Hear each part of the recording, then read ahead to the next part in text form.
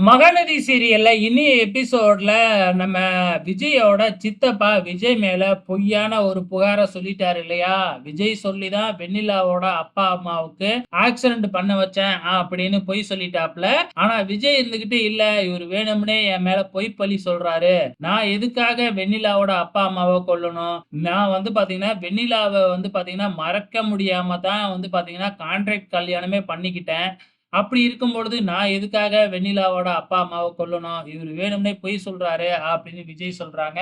இங்க அன்பும் பதிலுக்கு பதில் பாத்தீங்கன்னா, அங்க கோயில்ல என்ன சொன்னாரு? வெண்ணிலாவோட அப்பா, அம்மா பணத்த பத்தி, சொத்த பத்திலாம் விசாரிச்சாரு அப்படின்னு சொன்னாரு இல்லையா?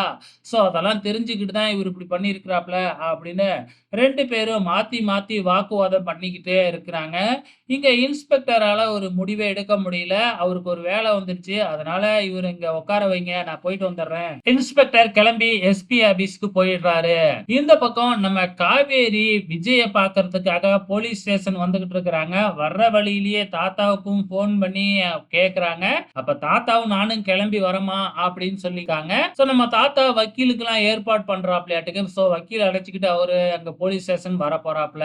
இந்த பக்கம் நம்ம காவேரி கரெக்ட்டா போலீஸ் ஸ்டேஷனுக்கு போயிடுறாங்க. உள்ளார போயிட்டு பாத்தீங்கன்னா, விஜய பார்த்து பேசிக்கிட்டு இருக்கும் பொழுது, அங்க இருக்கிறவங்கலாம், "நீ யாரும்மா?" அப்படின்னு சொல்லி கேட்கிறப்ப, வெண்ணிலாவும், வெண்ணிலாவோட சித்தப்பாவும் உள்ளார வராங்க. இவங்க தான் கான்ட்ராக்ட் மேரேஜ் அப்படின்னு சொல்லி சொல்றாங்க. "ஆமா, நீ எதுக்காக இங்க வந்த?" அப்படின்னு சொல்லி கேட்க, "ஆமா, நான் தான் வருவேன். நான் தானே இவரோட பொண்டாட்டி." அப்படின்னு சொல்லி நம்ம காவேரி வெண்ணிலா கிட்ட சொல்ல, "என்னது பொண்டாட்டியா? நேத்து என்கிட்ட அப்படி சொல்லிட்டு, இப்ப இப்படி சொல்றியா?" அப்படின்னு வெண்ணிலா கேட்க, "நான் எப்படி சொன்னேன்? நான் சொன்னது விஜய் உன்னைய ஏத்துக்கிட்டு, உன்னைய கல்யாணம் பண்ணிக்க ஓகே அப்படின்னா, நான் விலகிக்கிறேன் அப்படின்னு தான் நான் சொன்னேன். ஆனா விஜய் அப்படி உன்கிட்ட சொன்னாரா? அவரு தான் உன்னைய ஏத்துக்கவே இல்லல்ல. அப்புறம் எதுக்காக நான் விலகணும்? இப்பவும் சரி, சட்டப்படி நான் தான் அவருக்கு பொண்டாட்டி. வேற யாரும் இல்ல." அப்படின்னு நம்ம காவேரி ஒரே போடா போட்டுர்றாங்க. சோ, அதுக்கப்புறம் வெண்ணிலாவால எதுவுமே சொல்ல முடியல. சும்மா வாக்குவாதம் தான் போய்க்கிட்டே இருக்கு. அந்த நேரம் பார்த்து வெளிய போன நம்ம இன்ஸ்பெக்டர் அங்க வந்துடுறாரு. அப்ப காவேரி நம்ம விஜய்க்காக பார்த்தீங்கன்னா, போராடி பார்க்குறாங்க.